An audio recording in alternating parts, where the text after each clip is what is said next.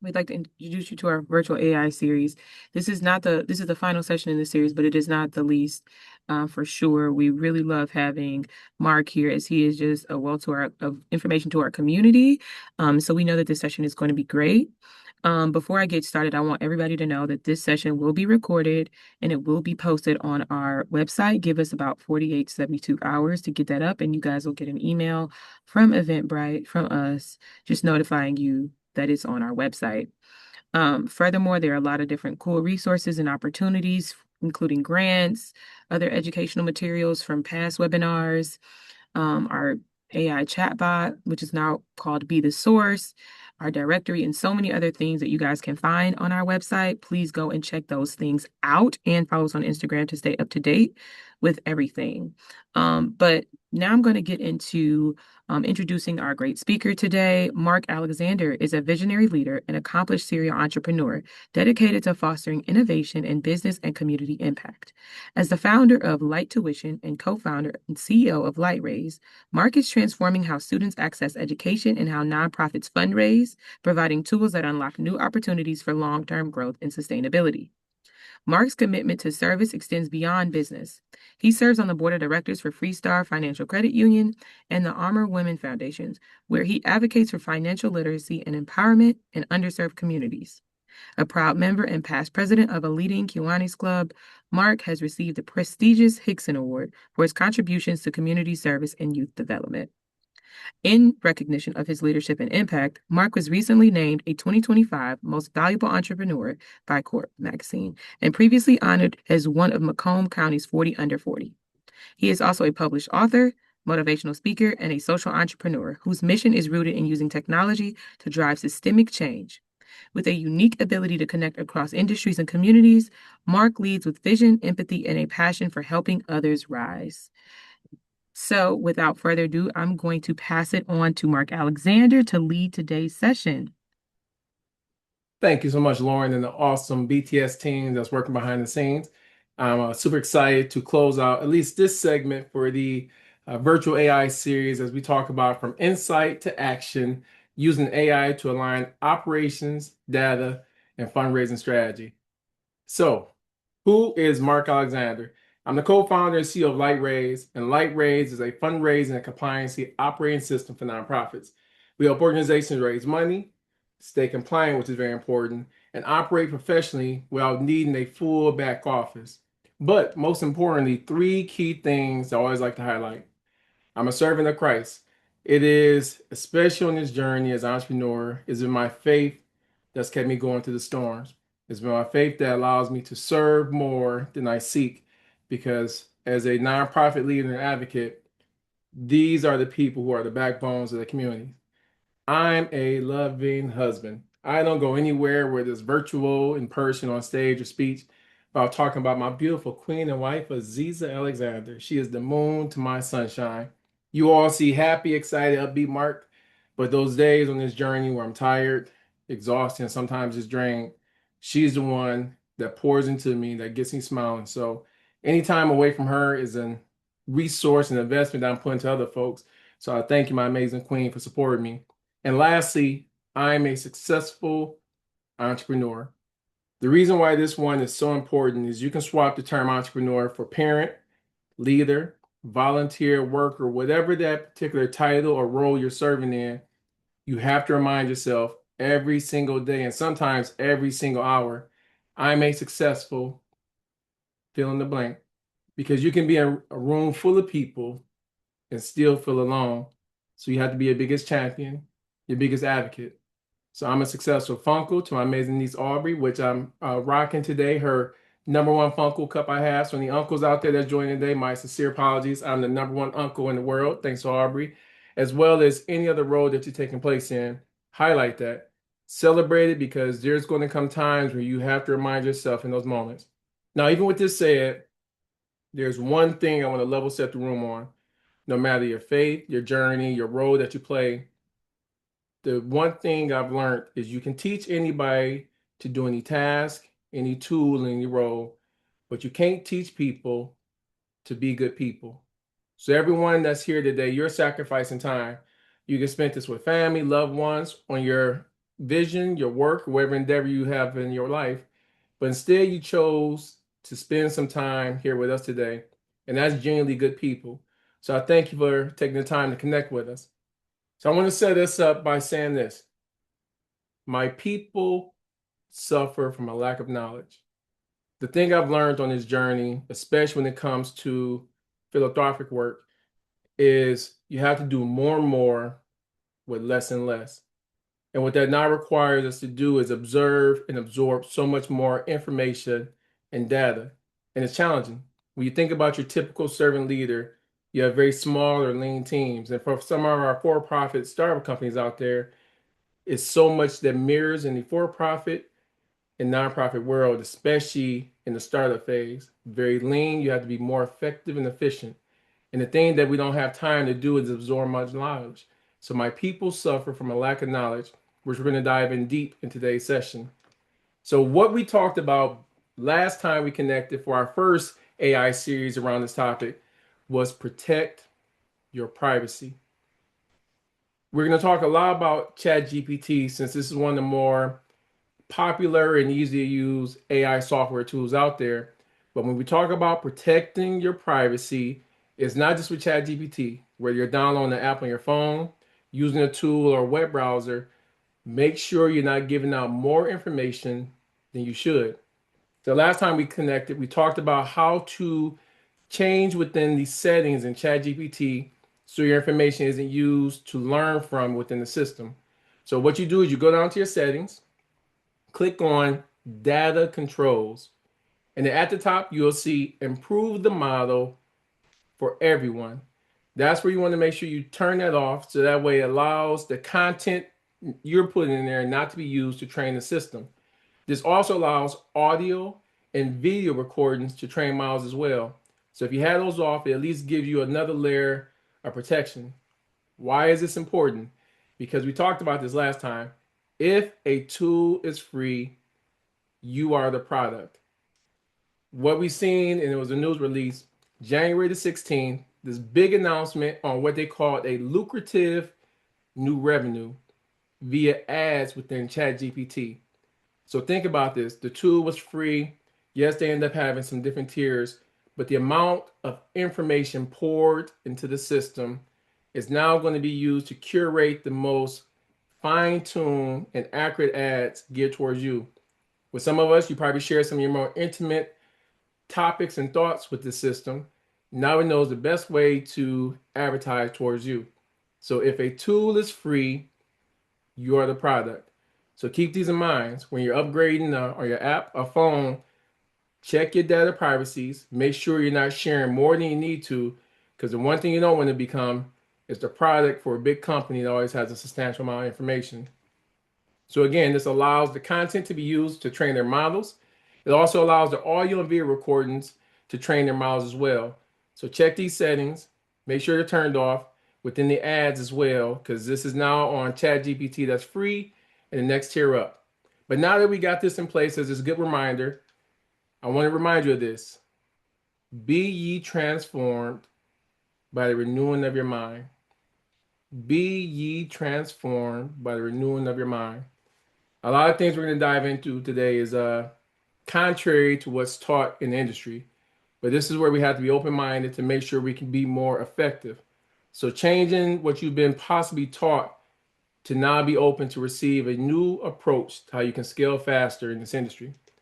So with that said, fundraising is not about asking. So I'm just going to hit the ground running. This is why you have to be transformed by renewing of your mind. Because for many of us, whether you're in startup phase or nonprofit, you say fundraising is about asking. No, it's not. It's about knowing. And that's what we're going to dive into today's session. Most nonprofits struggle not from lack of passion, but lack of clarity. So what you need to know, who has money, who funds what, where need is highest, and what funders support. And for any of my amazing, dynamic, for-profit startup founders out there, the same tools and approach apply for us. Making sure you know who has the money. So if it's a fund that's over 10 years, knowing when they disperse, how much they have left, and how the follow-up funding looks, who actually funds what. So what industry, what category, or what type of companies they fund, and who they actually support. So this is all a high level of due diligence that no matter what industry you're in, we all have to do. So when we look at this, we focus on three things: money, information, and time. And so many situations put us where we always focus on the money. But when you think about these resources, the one thing we can never get back is time. So we have to make sure we're using it very strategically and effectively. So let's look at what you need to get prepared when it looks at data sets. A lot of times you'll get these emails that we will give you this client list, this information. So we think that we always have to pay for data sets, information that's out there, expensive tools, consultants, insider access, where the reality is the government and nonprofit sector already published everything you need. You just need to know where to look. So our free data source that we're going to talk about right now is Cause IQ. Now, what we have in each of these data sources we're going to share, we have the website you can go to. At the very end of this presentation, I'll put my QR code and we'll make sure we drop in the chat some links if need be. But these are going to be invaluable data sources to go to. So within this, you can discover nonprofits, find organizations in your space, identify your funders, find benchmarks. So even with nonprofits, if you're saying, how are other nonprofits or organizations stacking up against me? You're going to see all the information because nonprofits, especially those who are tax exempt, have to file their 990s, which is free for anyone to access and download. And of course, regional activity. Who is active in your area? So let's dive in a little bit. So, of course, within Cause IQ, you can look at nonprofits by category because there's a plethora of organizations and different industries in which they focus on. Nonprofits by location. So if you say, I just want to focus on nonprofits within the Michigan area, you can do so as well. And it has not just nonprofits, but associations, foundations, and other organizations, all within Cause IQ. And again, this is absolutely free. They have, of course, for any organization, paid components, but these are all things for our very lean nonprofits or star founders you can tap into without paying.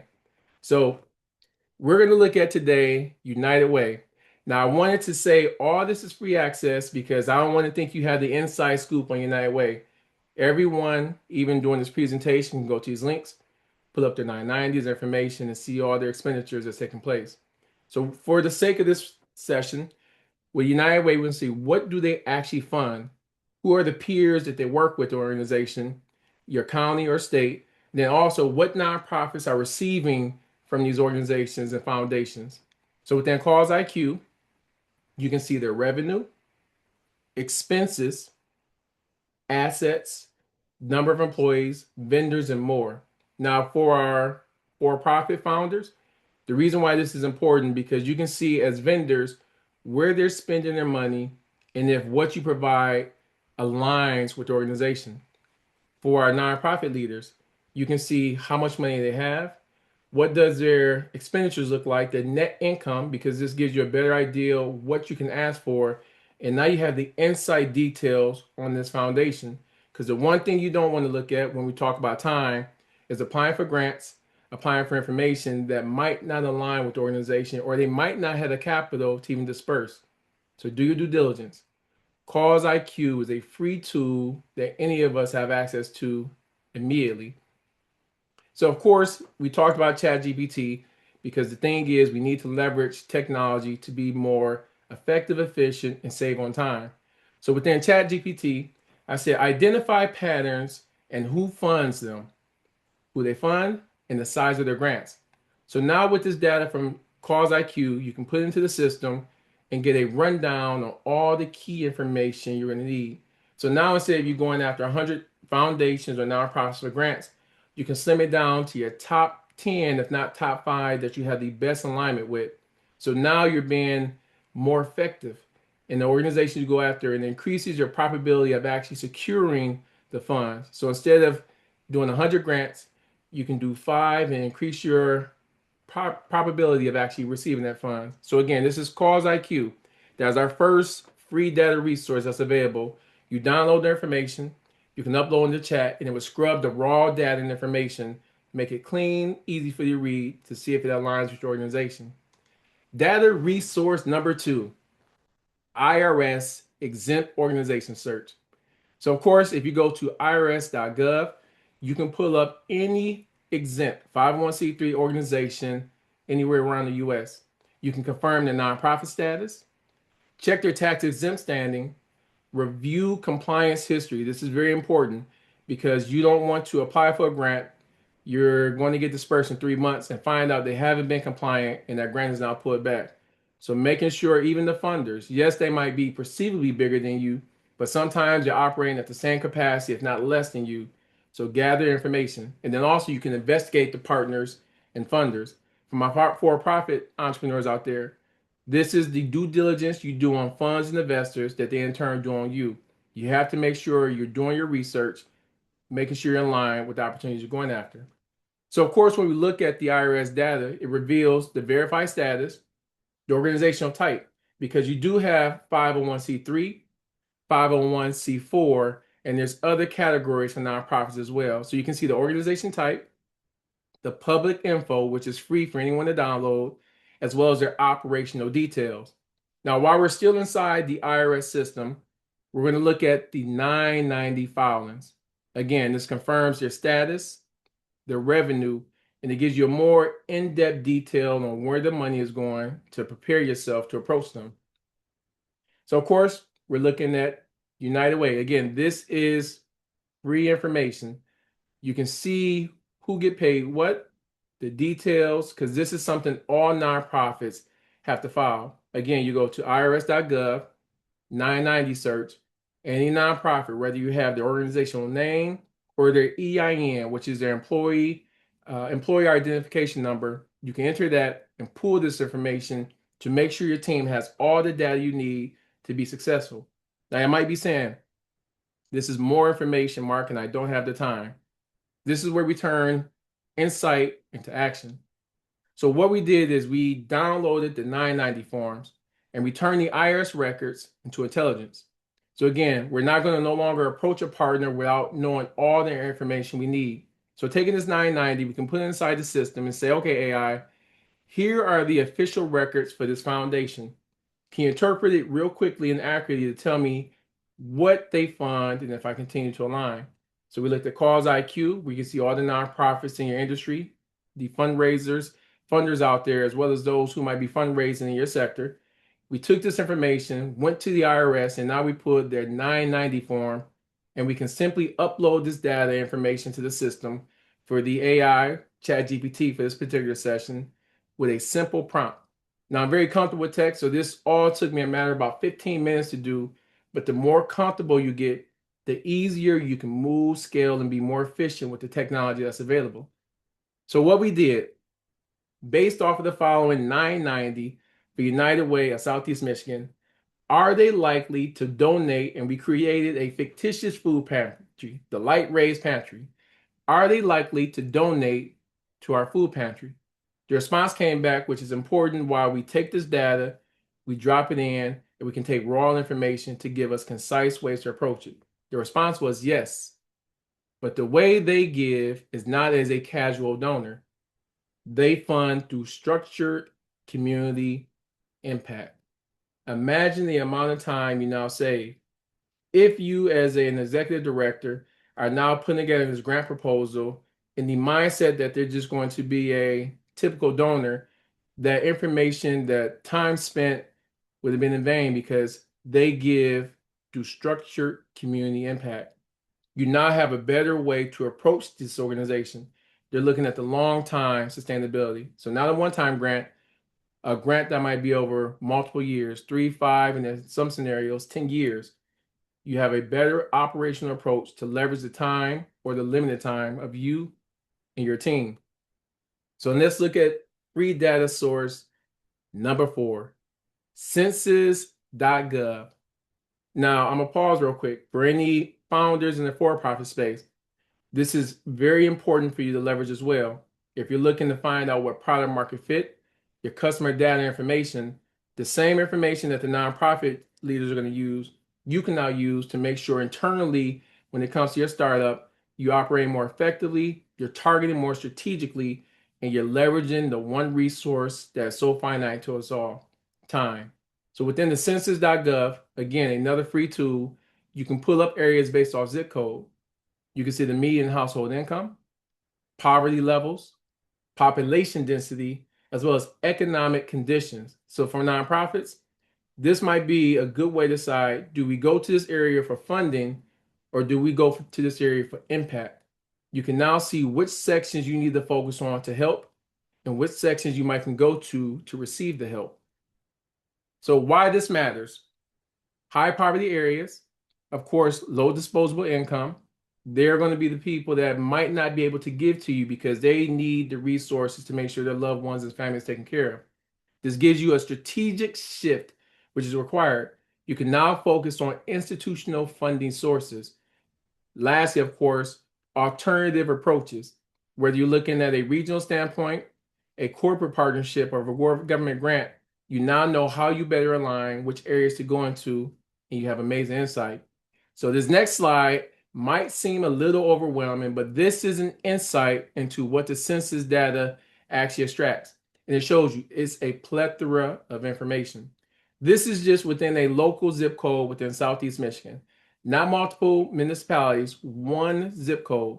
We was able to pull up in this one income in the past 12 months, family income, educational levels, job types, and more. So this sheet in particular was probably about a maximum of 12 pages from this one zip code, but we only typed in just a few data points. Founders, if you're looking for high net worth leaders, you can find out what area have a high population of capital if you're going after angel investors. For nonprofit leaders, you can figure out the same thing. Who is more likely to give and where the area is more likely to give to. Now, what we have at the top of the screen, circled in yellow with the arrow, is this beautiful button that just allows you to download all this raw content and information. So this sheet that we put together, that we said, hey, I need this information to assess this particular zip code, we download. And guess what we're going to do? Download this raw data, and you're right, plug it right into ChatGPT to interpret the economic context. So what I said is, hey, I need you to analyze the census income and poverty table for zip code 48035. What does it imply about local donor capacity and the best fundraising approach? Now, you're going to hear this term a lot for leaders that this might be new to. It's called the ICP, Ideal Customer Persona. I know a lot of the star founders are familiar with this, but you're going to consider ideal customer persona from a donor standpoint, who are the people most likely to give to you, as well as ideal customer persona to those who are using your services or resources. So once we took this data, I was able to tell Chat, give me a persona. Now we know clearly who we are going after, either to serve or to seek help and assistance. This allows you to make sure your messaging is clear and aligned, because the messaging you're going to say to a funder might be totally different than what you're going to say to someone who's looking for your help and resources. Same thing, star founders. A pitch to an investor is going to be different than a pitch to a product service you're offering to or a customer. Understanding the persona is very important. You can make sure you're doing the less is more approach. Whether there's someone that doesn't know much about tech in the tech space, you know, to make sure you use language that they understand. But you don't know if you're not using the data to understand who your customer profile is, whether donor or investor, or person who's using a service or resources or product in which you're offering. Again, we took this raw data, we put it inside the AI, and it was able to take the information and create a customer persona for us that aligned with that particular zip code. Again, that was 48035, and we have a plethora of zip codes just in Southeast Michigan alone. So I want us to look at some additional tools and resources that's available as well. One thing you're going to hear is a term, it's either one of three things: white papers, reports, or research papers. This one in particular is the National Council of Nonprofits.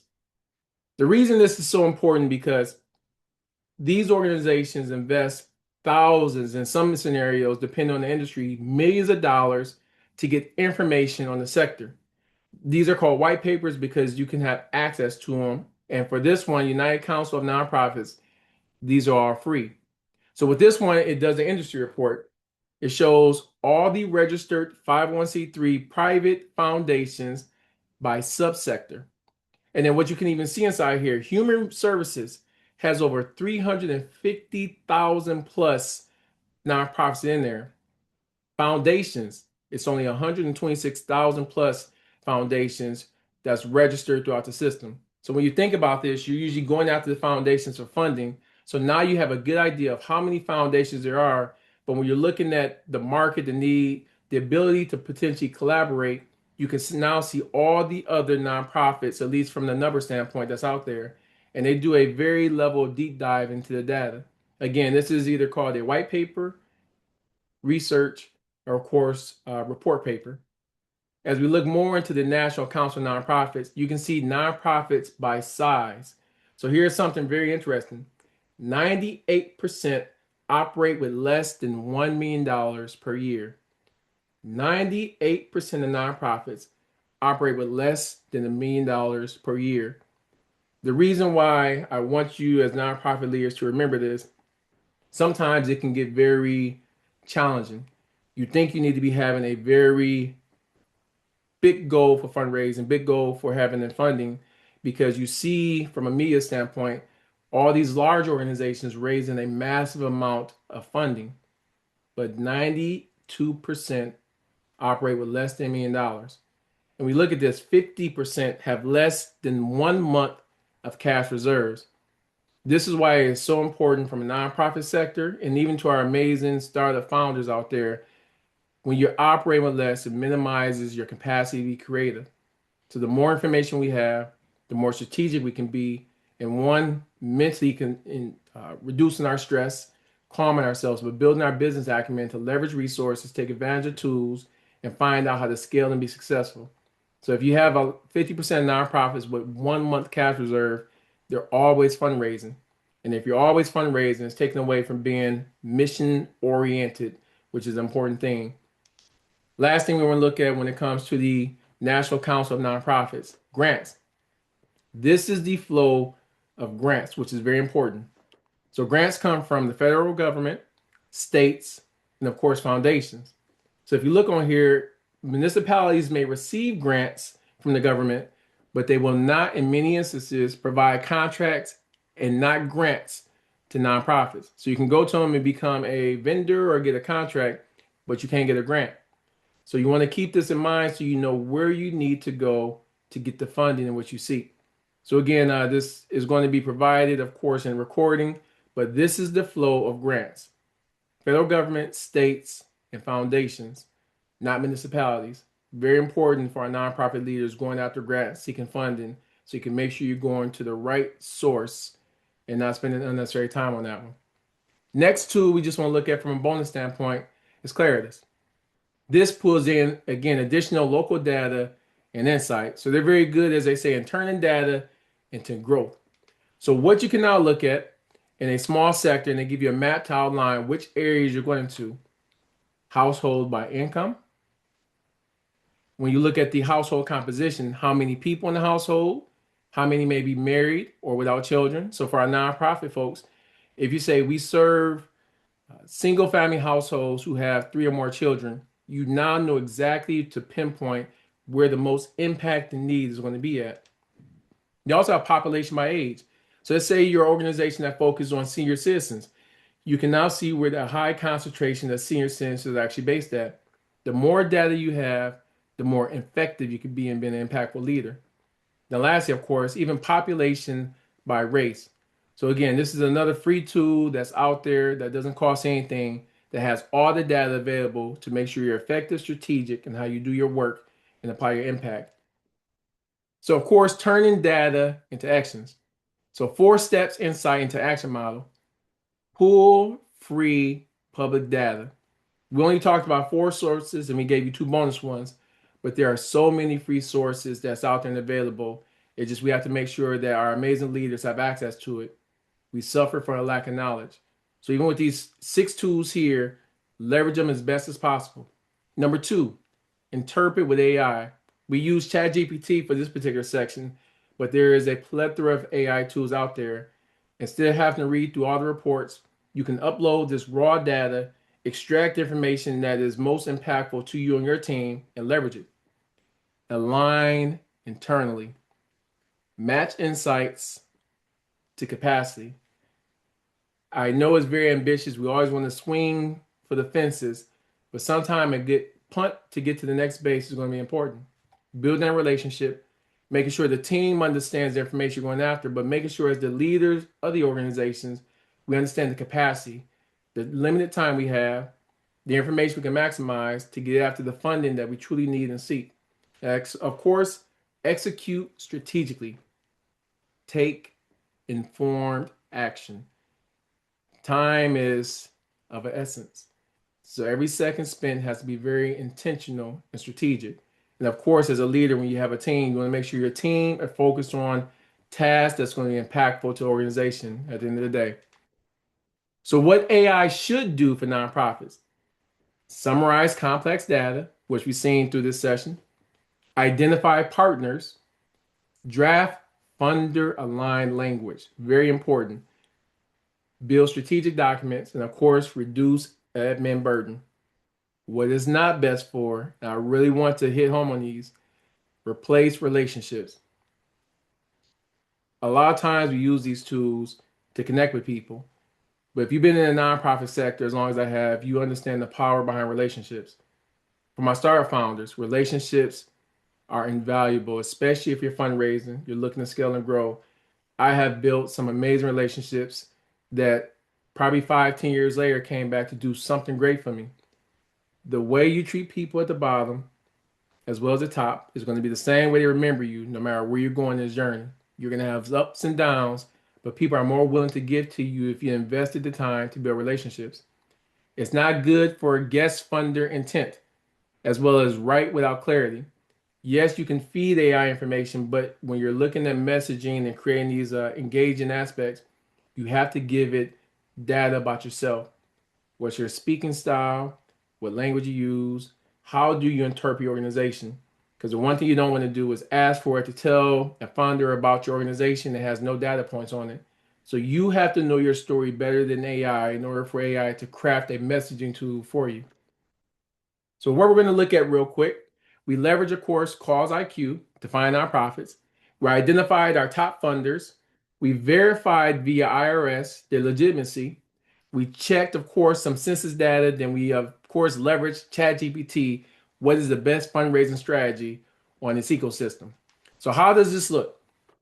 What I have are the exact prompts that I put on there. What I mentioned earlier, we created this fictitious, amazing food pantry called Light Raise Pantry to give you guys a good idea of how quick the process can go when you have the right raw data that you can extract. So yes, United Way of Southeastern Michigan is highly likely to fund the food pantry. Now, the good thing with this, because sometimes you know, I say, man, how much should I go for on the grant? Expected support amount 10,000 to 75,000 per year for most pantries. Again, we upload all information from Cause IQ as well as some of the 990s. 100,000 to 250,000 plus only for large scale regional hunger operations. So whether you're going after a local organization, and like we said, sometimes don't swing for the fence, build that relationship. So maybe you go for the smaller grant first, and then over the next year and a half, as you build this relationship internally, you can go for the larger grants at a regional level. But now you have a good strategy. But most importantly, not a monthly donor, but strategic grant maker.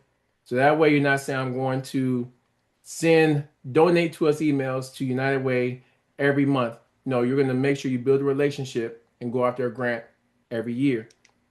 Then we also upload their prep, a fully customizable submission ready grant. For those of us who has been around the nonprofit sectors before AI, a lot of these tools, writing a grant meant either hiring a grant writer or you're just going to go in your office for hours on end to put this grant together. Now, for Light Raise Pantry, the prompt is below is a fully customized submission ready for a 50,000 United Way Southeast Michigan grant that I can actually pitch to them. So it broke down all the things we need: the capacity, how many families we can serve, the applicant information, the amount we're going after, and it put together the content information. Very important. Trust, but verify. I'm gonna say that one more time. Trust, but verify. It was great to put to the grant pitch for me, but you still want to go through and read the information. Make sure it's speaking to who you are, because if you just put a prompt in there, send it out with checking, it might be something that's inaccurate. And the one thing you don't want to do, especially when building relationships, is share information that might not be as true, because that can be something that might taint the relationship early on. So trust, but verify. Anything that you're doing with AI within your team, always put a second set of eyes on something to make sure it aligns with your organization. From there, operational.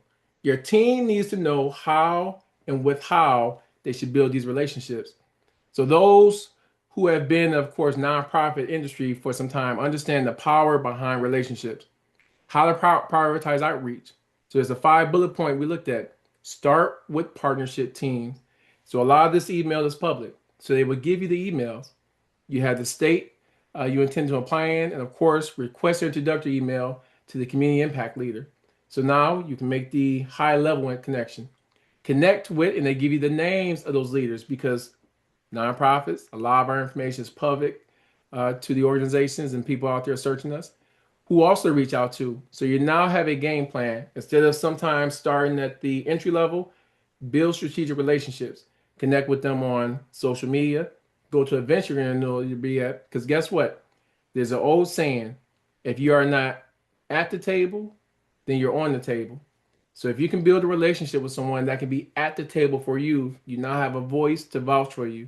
Yes, I remember meeting Mark, and the light raised pantry sounded amazing. So us now knowing who we should start to build these relationships prior to asking for funding gives us a better chance of doing so. So we went on. We used our Calls IQ, IRS, and now the census data to put together a fundraising strategy. So what we did for this is we focused on residents and professional households with stable income, with a faith-driven community member that's either supporting service club organizations or people who give with clarity.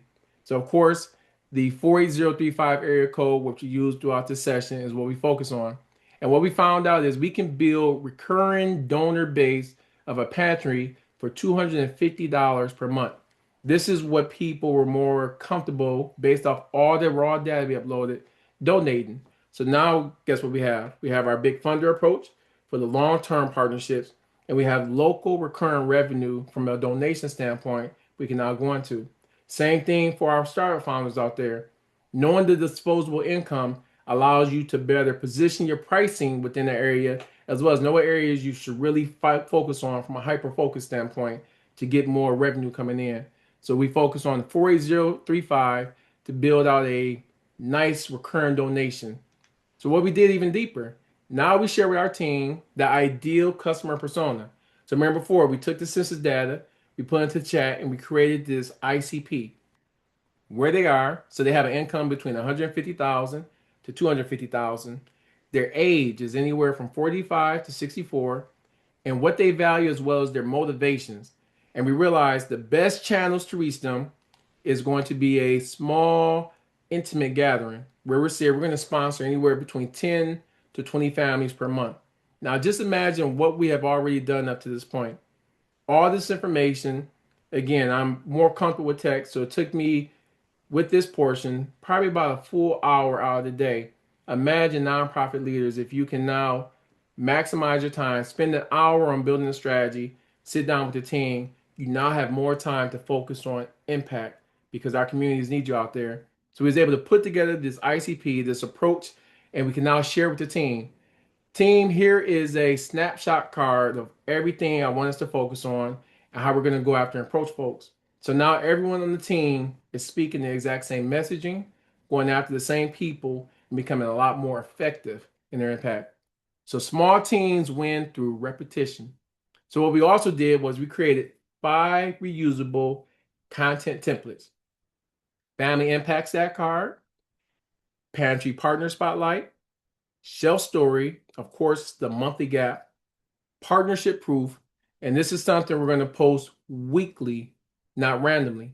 So now we have a good marketing strategy on how to connect and maintain a very good, open, vibrant relationship with this particular area of people who are looking to get recurring donations from. We have an operational strategy that's very simple, clean, easy for our team to remember, but even more effective for us to implement within our small organizations. So, of course, for high capacity donors, intimacy is key. So, we're going to run a small private briefing instead of big events. Sometimes we always think about, and we see this annually, galas and golf outings. But sometimes you can invite 10 people to see the pantry. It gives you time to network, get time for your team to connect with them, but even sometimes other donors. Because what you'll be amazed at when someone is in the room that is passionate about your organization, that's willing to give, it sends a level of happiness around where someone else might say, you know what, if Mark's going to give 1,000, I'm going to give 1,000 as well. So when you're very intentional about who you bring into these small settings, you can see a massive amount of success. Same thing for our startup founders. If you're going after angel investors and you have a ICP who likes what, you have a good idea, you bring those people into a small gathering, very intimate, allow them to talk. When you leave, you will see a massive opportunity for you to explore upon. So lastly, team operational strategy plan. What to do over a 14-day period. This, of course, can be adjusted to fit your organization's capacity, but they gave us a breakdown from day 1 to 3, implement these steps, day 4 to 7, 8 to 10, and so on. Now we have a strategy that we can then go to our team meeting with, digest to make sure it aligns with us, and move forward. All this done within the hour. Doing more and more with less is less is the key for our amazing leaders out there. So, golden questions AI helps you answer. Who is most likely to fund us? What do they fund repeatedly? So that way, if they refund something repeatedly, it gives you a lot better alignment going after them because they're familiar with that opportunity. Are we ready operationally? The one thing you do not want, and this is for-profit founders or our nonprofit leaders, is to get more blessings than you're ready to handle. So I'm gonna just pause real quick. Sometimes the storm isn't sent to destroy you, but instead clear a path. You have to be good stewards over little before you can be great stewards over much. So if you're responsible with the little fund you have now, you learn to put in proper operational tools, systems for checks and balances. It now lines you up for those bigger opportunities because with more money comes more responsibilities, more compliancy, more reporting, and it can be more challenging. You might see the big number, but it's a big responsibility that comes with it. So everything you might be going through now, if any of you guys are going through a storm, it is preparation to get you ready for the blessings ahead. Other one, is this the right time?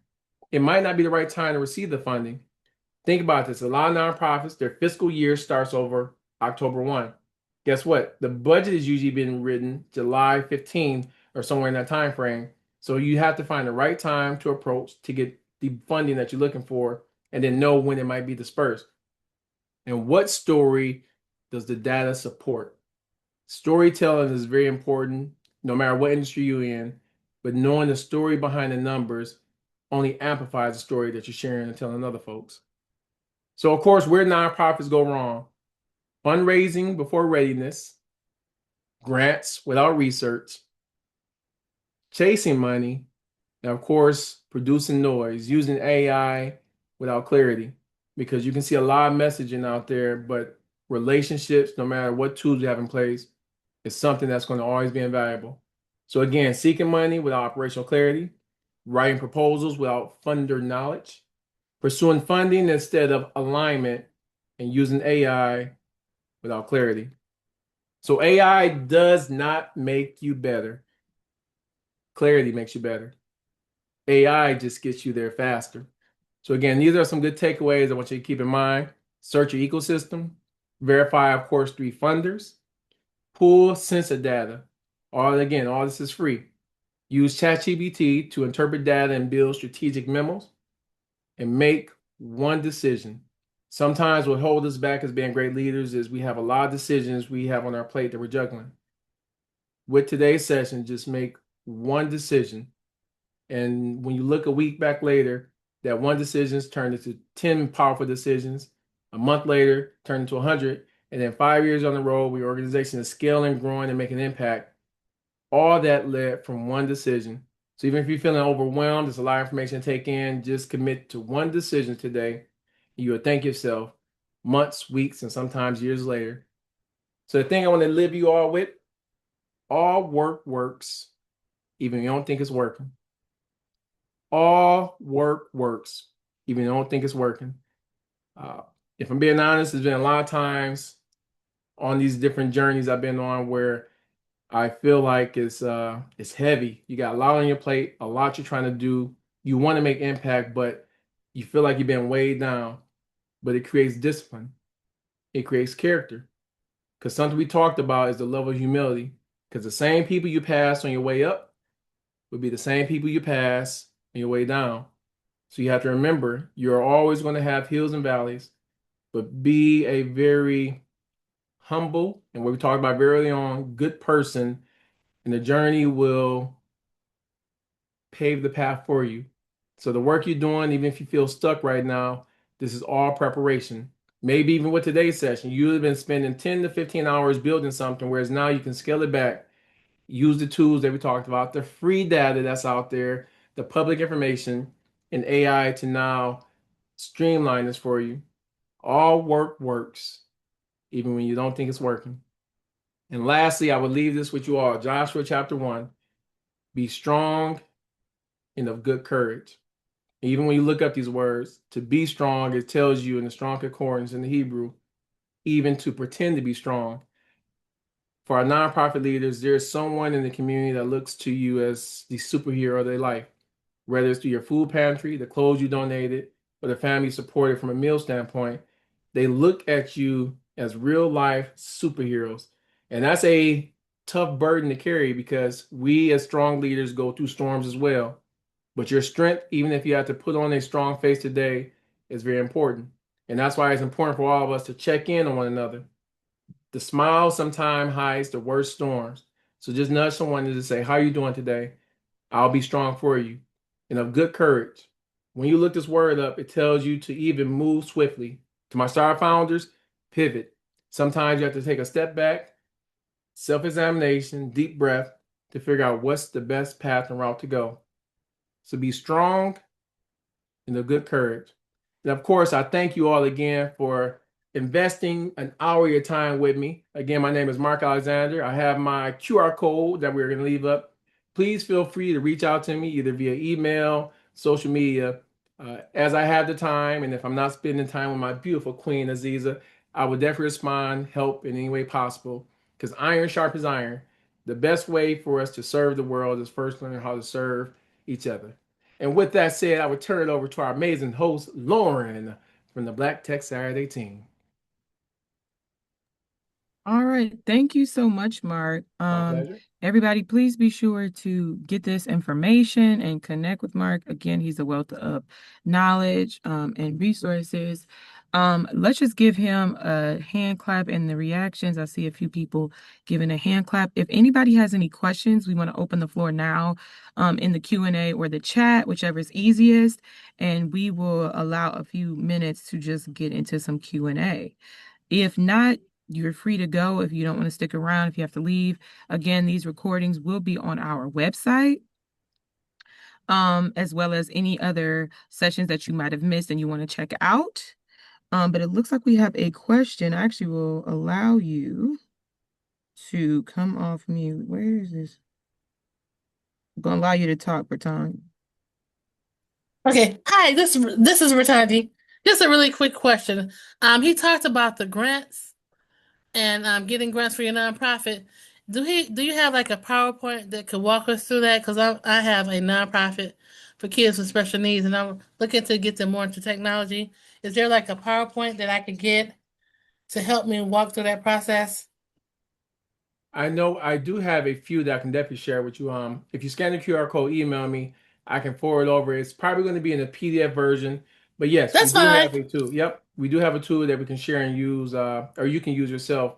I will say, even with the tool, just use it as a template, but within the organization, kind of what we talked about today, find out the funding they have available, the timeline in which they disperse it, because that's going to help just amplify the tool. But yes, connect with me and I'll make sure I get it over to you. Okay. Thank you so much. Oh, my pleasure. Thank you for joining us today. I appreciate you. How do I mute back? Okay. Anybody else you can raise your hand again. You could put anything in the chat. You don't want to speak.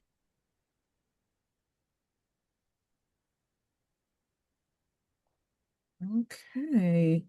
Well, if nothing else, again, check us out on our website. This is the last session for this month.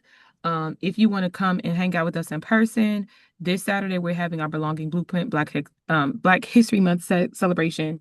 We're going to be honoring um, Larry Brinker Jr., who has built a legacy in the construction scene. If you know any of the new developments in Detroit, if you've seen them, Book Tower, Hudson Site, Michigan Central, their firm has had a hand in it. So we want to honor the living heroes that we have here in the city. And then we will also be having Women's History Month in March, on March 28th. And then we also have a host and series of corporate professional roundtables that will be going out. So check those out on our website. Again, stay connected on our Instagram and through our newsletters for other resources as well. So I'm going to let you guys go for the day, but thank you guys for joining. Take care, everybody.